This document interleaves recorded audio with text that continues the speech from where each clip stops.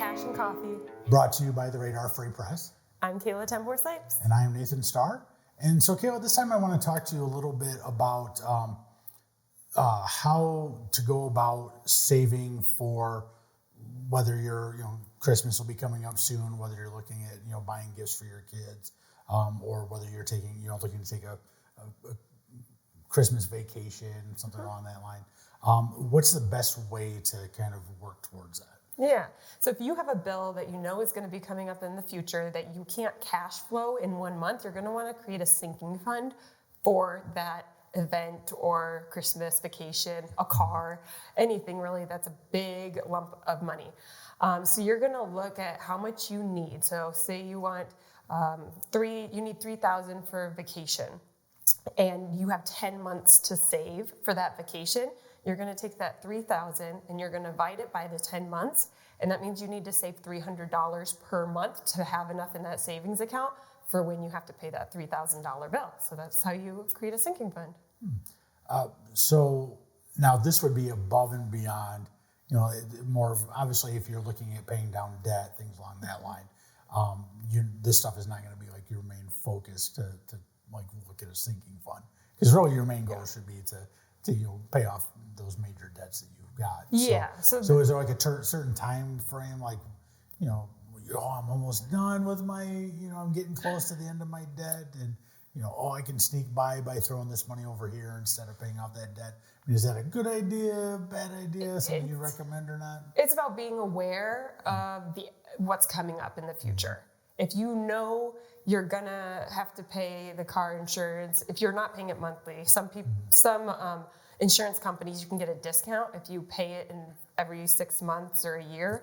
So if you say your insurance is $600 and you're saving $100 a month, and then you'll get that discount when you pay it in full, the $600 instead of paying $130 per month. You're saving quite a bit of money.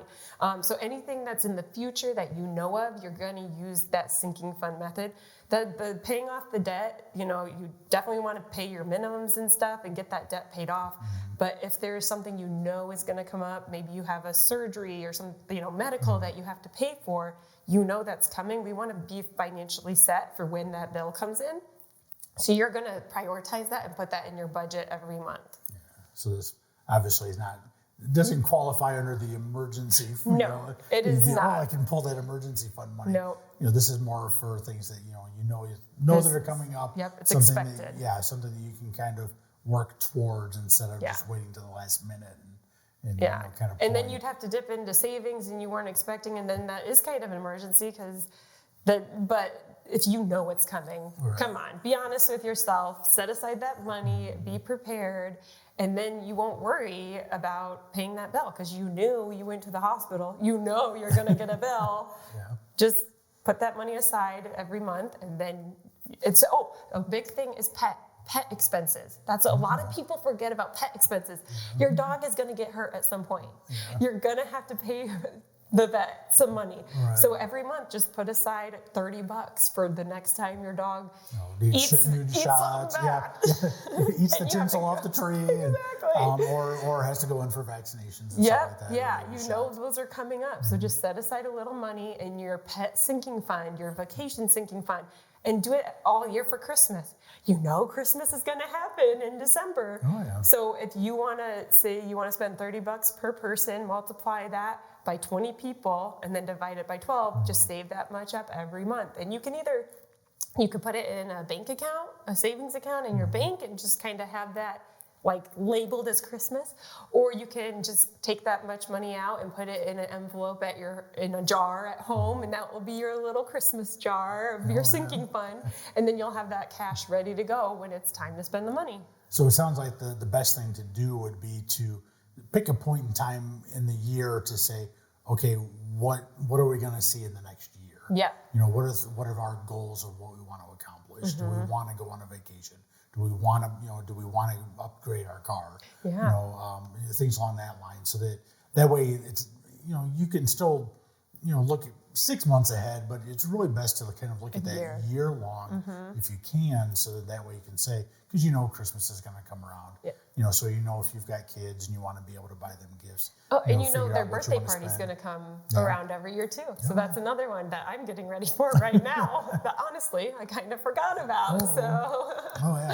So being prepared throughout the year is the best way to do it, it sounds like. Yeah, being proactive with your finances is so important, and prioritizing that savings and, you know, your emergency fund, your personal savings, or your sinking funds.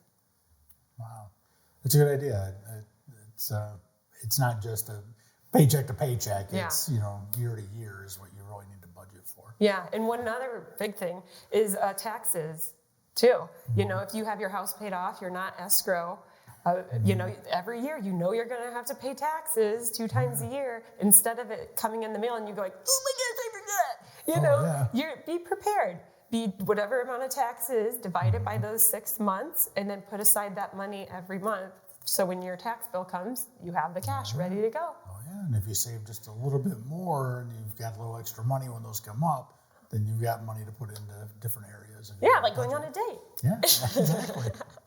All right, sounds great. Well, thanks again for talking with us. Yes, of course. All right.